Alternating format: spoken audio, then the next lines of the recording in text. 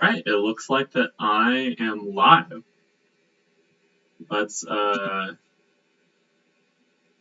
me try to confirm. Oh, we got 3 people in the audience. So if you are here, make sure to say hi. But also, let me know how the stream is. Like, if there's a lot of lag, I haven't pulled up my phone and it looks like it's a little choppy. Nonetheless, as per usual, I'm gonna wait until like around 4:05 to see if it works. Or not. I'm gonna wait until 4:05 to make sure like enough people come here. So that everyone who wants to be able to see the stream has a chance to see the stream. It's important stuff. Hello, Adam. How are you? How's it going? Just gonna try to draw. I just want to make sure like the stream is smooth. It says that 0 people are watching, which is weird because I have it on my phone, and Adam just said hi in the chat. Maybe it's not counting my phone? 0 people. Well, that's okay. We still have some time for people to arrive. It's a pretty exciting stream. Okay, hold on 1 second.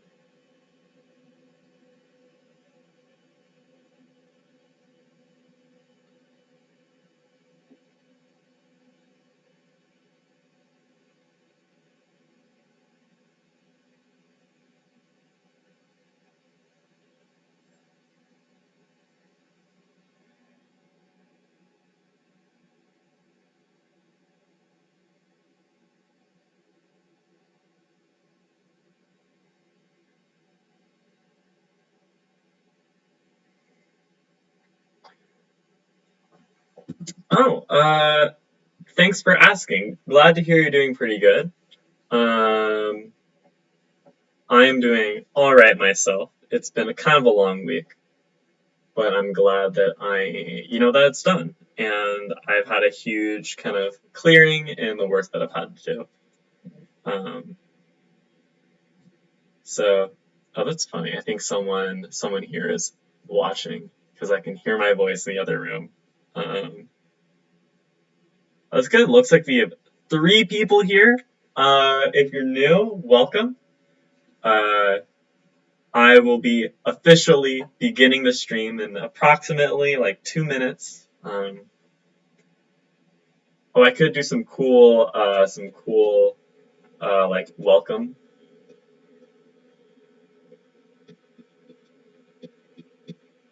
Some mark.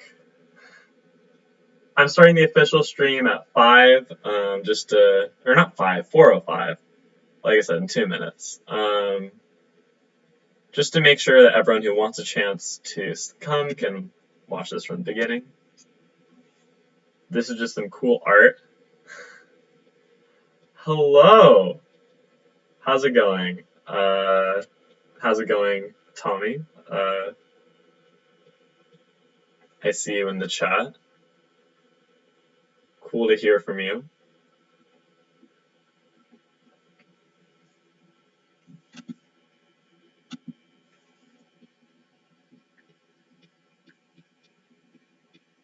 And this is actually kind of fun. Maybe I should be like an art streamer.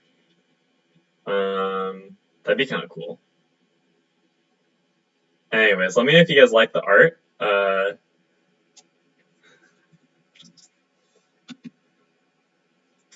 See, now Tommy, what I'm curious about is how you watched like 4 hours of physics lectures in the span of 2.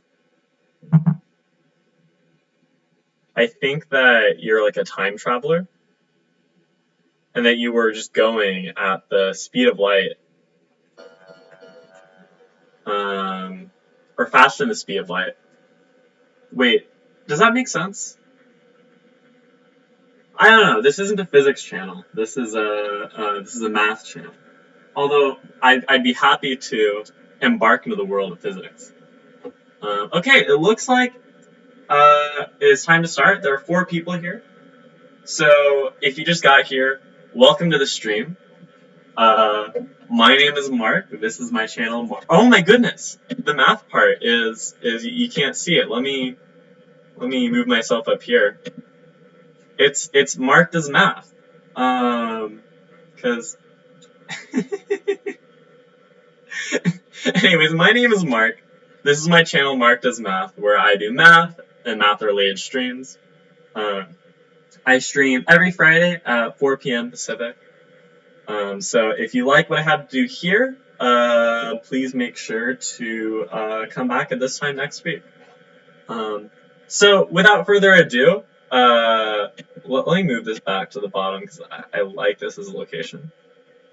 We're going to react to a video. This is a channel that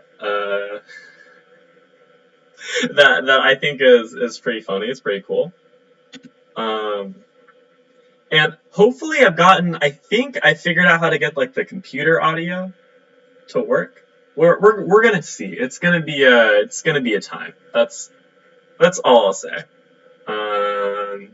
If you're new here, welcome. All right, let's begin. Let's see what we have in store. Derivation of exp of x. Exp is like e to the x.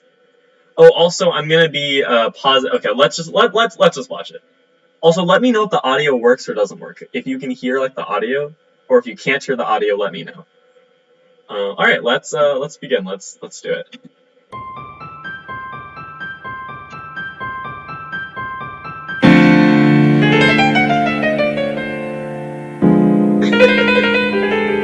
Okay, so so I don't even know where to begin. So this is like the equation here, dy dx equals y. So essentially, we're trying to solve a differential equation such that the derivative of a function y is equal to itself.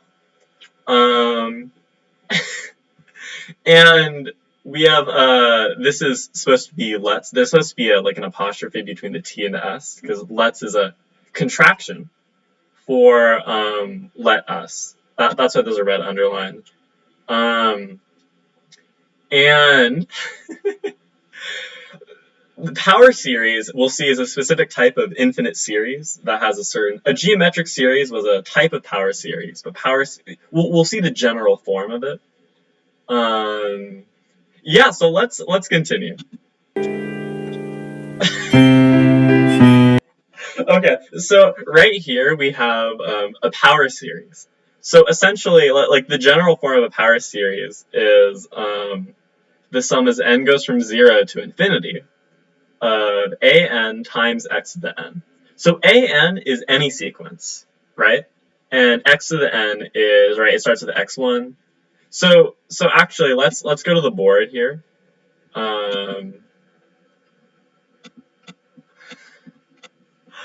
Let's go down. So we'd have n equals 0 to infinity of an times x to the n. So this is a naught plus a1 x to the 1, or just a1x plus a2x squared.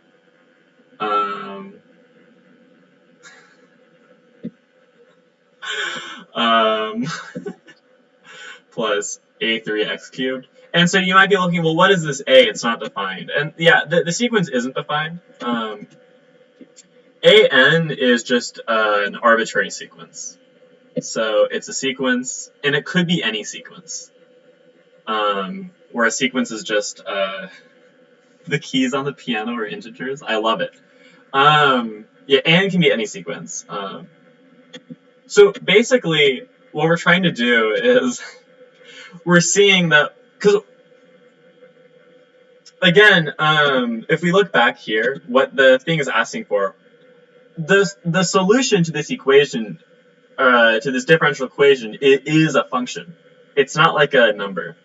So we're saying that like it would be really nice if our function, right? Our solution to the equation had this form.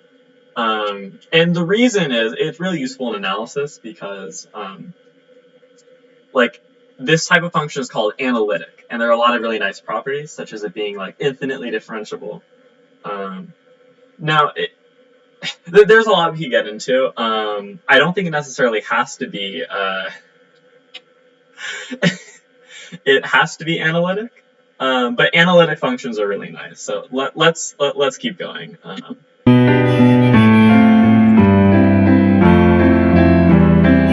Right. So again, we're trying to solve the we're trying to solve the equation, right? Or yeah, to solve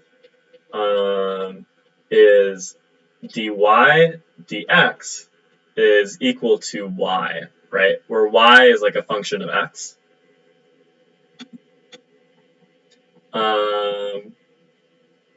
Okay, yeah, if it does, I guess so. Maybe Tommy, you can elaborate why it has to be analytic. I know why analytic functions are useful. I just don't know like why the solution has to be analytic. So essentially, okay. So what's happening is that we're saying perhaps y is equal to some power series n equals 0 to infinity of an x to the n. And so now, right, what he's suggesting is because now we're saying, well, maybe let's put it into this equation, right? So what does that mean? That means that this power series, n equals 0 to infinity of a sub n x to the n, is equal to, well, its derivative, right? The derivative with respect to x of, well, this exact series. So we go from n equals 0 to infinity of an x to the n, right? That's what it's saying. We're just saying, well, we're trying to solve this. We're trying to solve this equation. So maybe let's take the derivative of this and see what happens. So let's see. Okay. So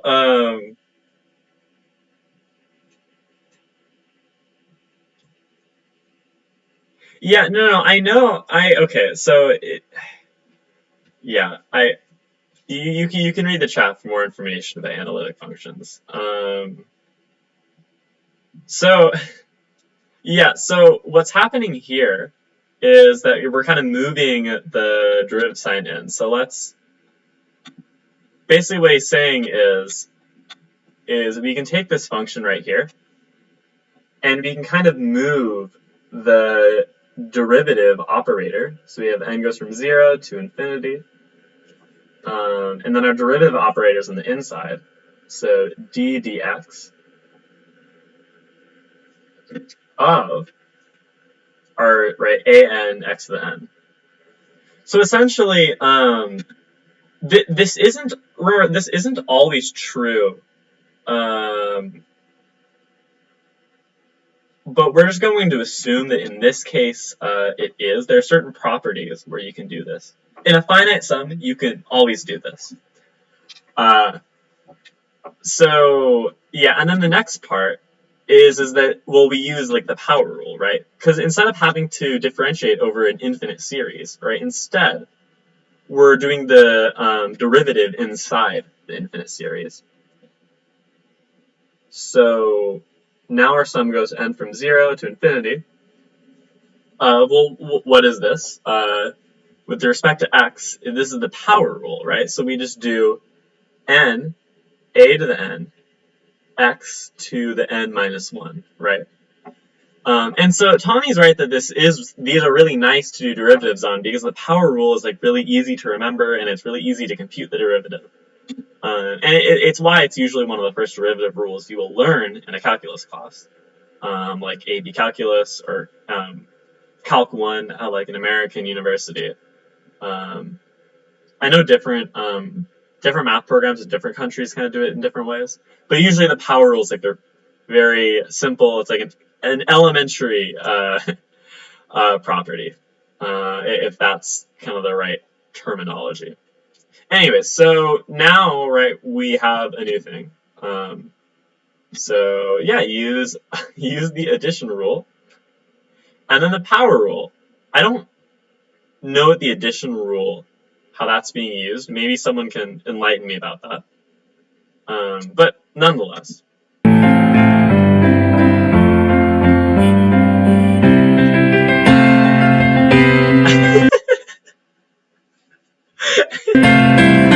Okay. So now you want to substitute back into the original. Oh yeah. Okay. So let's see what's happening here. So okay. So right, notice how I've kind of had this way. So let's just kind of summarize what we have so far. So we have the sum as n goes from 0 to infinity. Oh, you're right. That is the addition rule. Tommy, you're absolutely correct. Yeah, and I was explaining that it's a little more complicated because it's an infinite sum. So there's different properties. Maybe analytic functions always have this property. I'm actually not sure. That might be something to investigate later. Okay, so we have a sub n, x to the n, is equal to the infinite series when we start from, well, we start from the bounded and the same. That might change later. N, a n, times x to the n minus 1, right? This is just the summary of this right here, right? Okay, so then what we can do, right, is, well, why don't we just subtract, right, one of these on both sides? So we're going to subtract this on both sides. So now we're going to say that 0 is equal to the sum as n equals 0 to infinity of n a(n) x to the n minus 1 minus, right, this series, so n goes from 0 to infinity, of a sub n times x to the n. So that explains what we have right here. All right, so let's keep going. Oh my gosh, we're only 30 seconds in.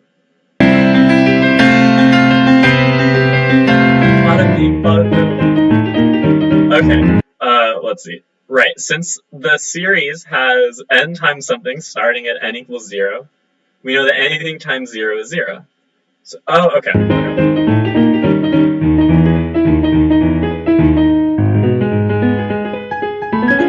Yeah, that's that actually is pretty nice. Okay, wait, let's see if they do the other one as well. Wait, we're not there yet. Okay, so okay. Let's try to oh right, 'cause that's only true for this term right here. Okay, so here I'll use a different color to kind of emphasize that we're only working with this one. Okay. So essentially, right, this right here is equal to, basically we can start with the 0th term, right?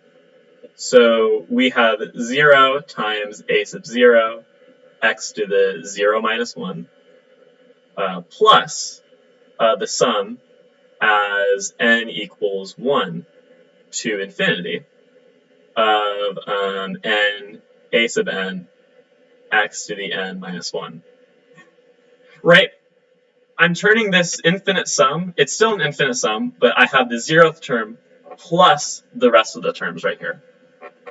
But we can see that, well, n is 0, so this whole thing, right, just ends up being 0. Right? We can kind of You can just cross it out. This is 0.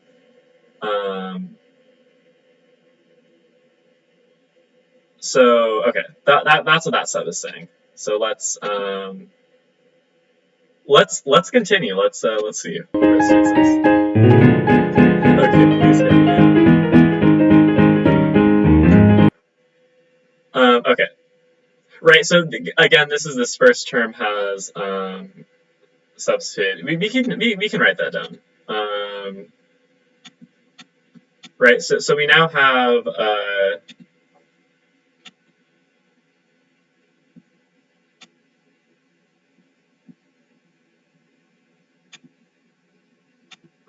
okay.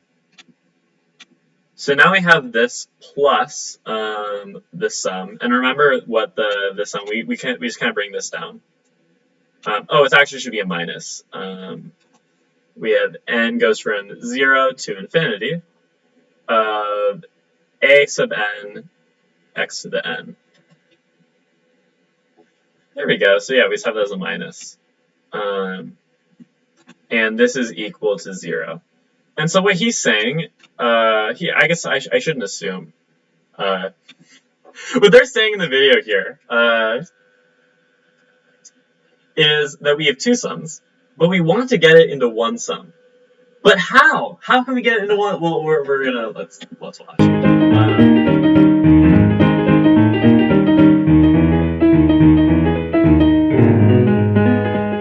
Okay, so this is something that's called a change of variables. So what is a change of variables? Okay, so we have two sums here. I zoomed in a little bit too much. But yeah, so we have what was it? J equals n minus 1. Yeah, j. Okay. So let's say we say j is equal to n minus 1. What does this new sum become, right?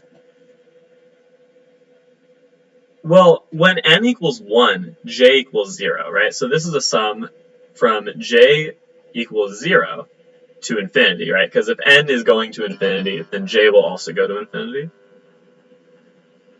And so we replace each n with a j minus 1, right? Or j plus 1, because n is equal to j plus 1 if we isolate for n. So we have j plus 1 times a sub j plus 1 times x to the j. And then here, it's just the trivial substitution, k equals n. And so, in fact, I'll just kind of use the same variable j. Just so we can kind of expedite this process. So n goes from, the whole point was that it was going to be j. So j goes from 0 to infinity of a sub j times, again, this should be x to the j, is equal to 0. Okay, and now we see, right, that the bounds of our summation is the same. So we can combine these. But let's see what this function does.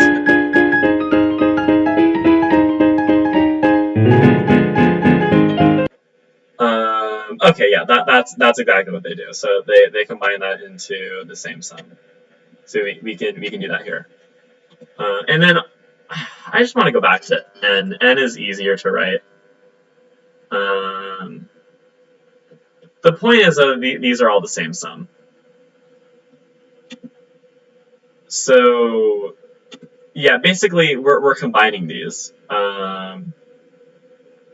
So it's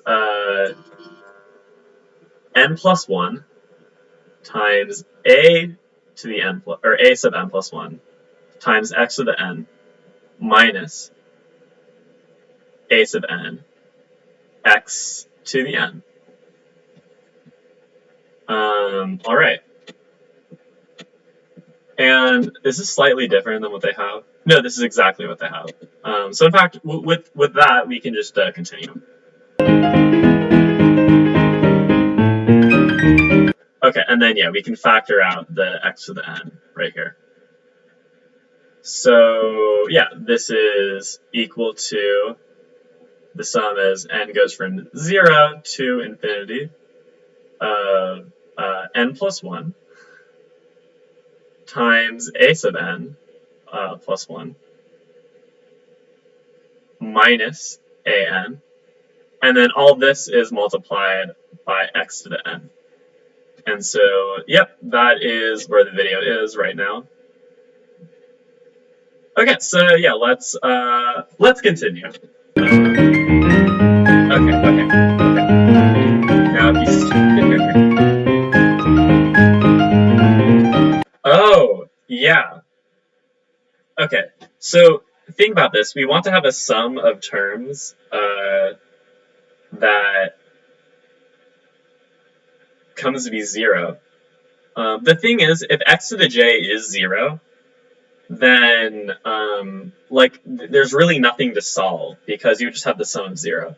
We want like an actual interesting solution to this equation. We don't just want x to equal 0 or x to the j to be 0.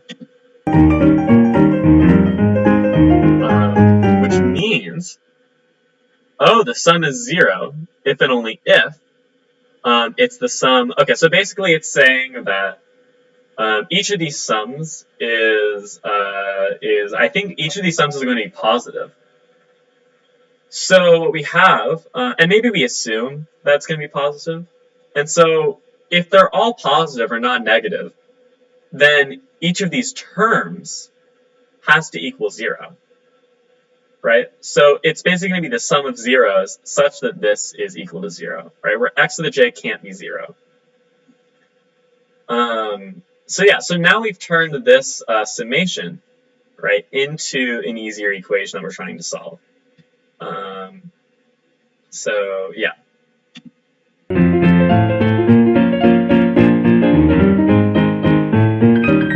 Okay, yeah, so this is just this is just some the algebraic rearrangement, right? So we add a j on both sides, and we divide by j plus 1 on both sides. One latch trigger is required. What could that be? We're so close. Okay. Okay, so let's see what's going on here because this might be a little confusing.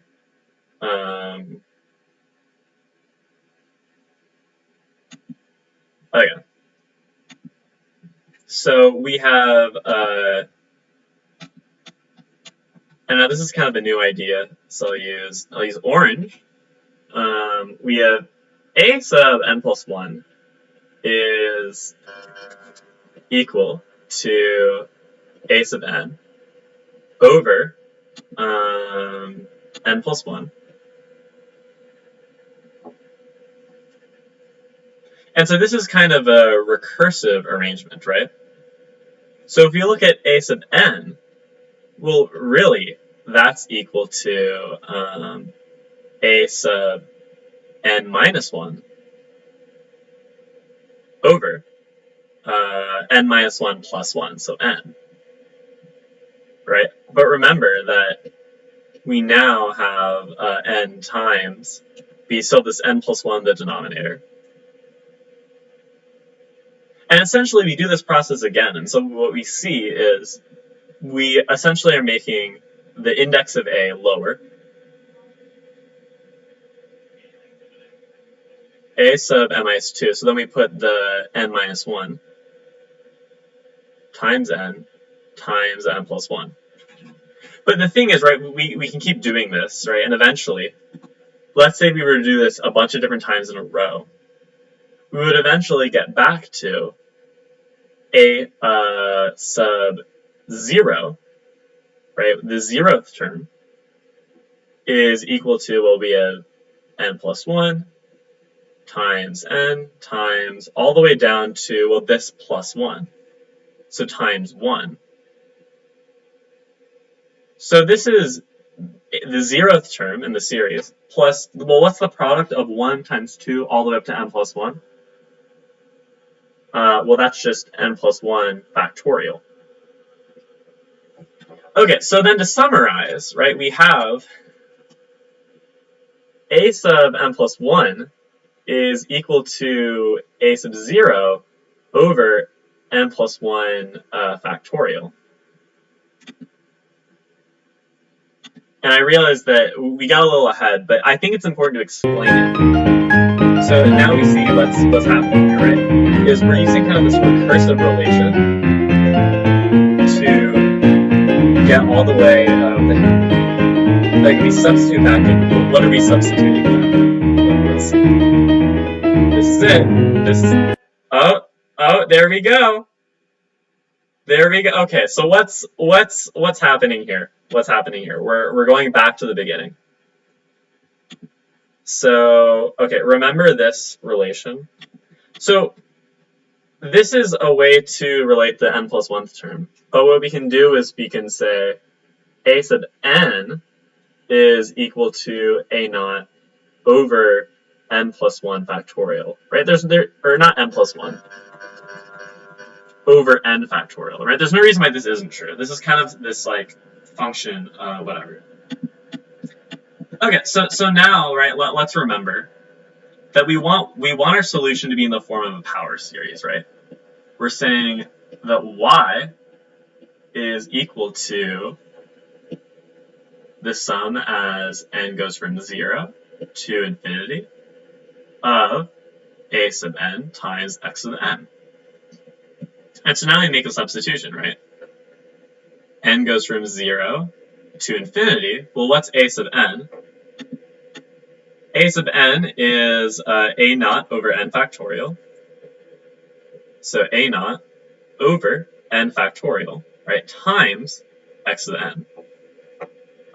And so then we can rearrange this again. We can pull the a naught constant. A naught is just a constant. So a sub 0 times the infinite series, and goes from 0 to infinity of x to the n over n factorial. And you might recognize this function because this is the x function. This is a sub 0 times x of x, which is the same thing as saying a sub 0 times e to the x. And as we can see here, this is what happened, right? We substituted this a sub n for a naught over n factorial. We pulled the a naught constant out, and we have y is equal to a naught times x of x. And that's the solution to this differential equation. Go away. Okay. All right. That's it for today's live stream. I hope you guys enjoyed. I had a lot of fun watching this. This guy, he has another video on his channel that's about abstract algebra. So I'd love to watch that one as well, because I'm actually learning about this stuff this quarter. So, okay. Unless anyone has any pressing questions, I am going to... actually, I'm just going to end the stream.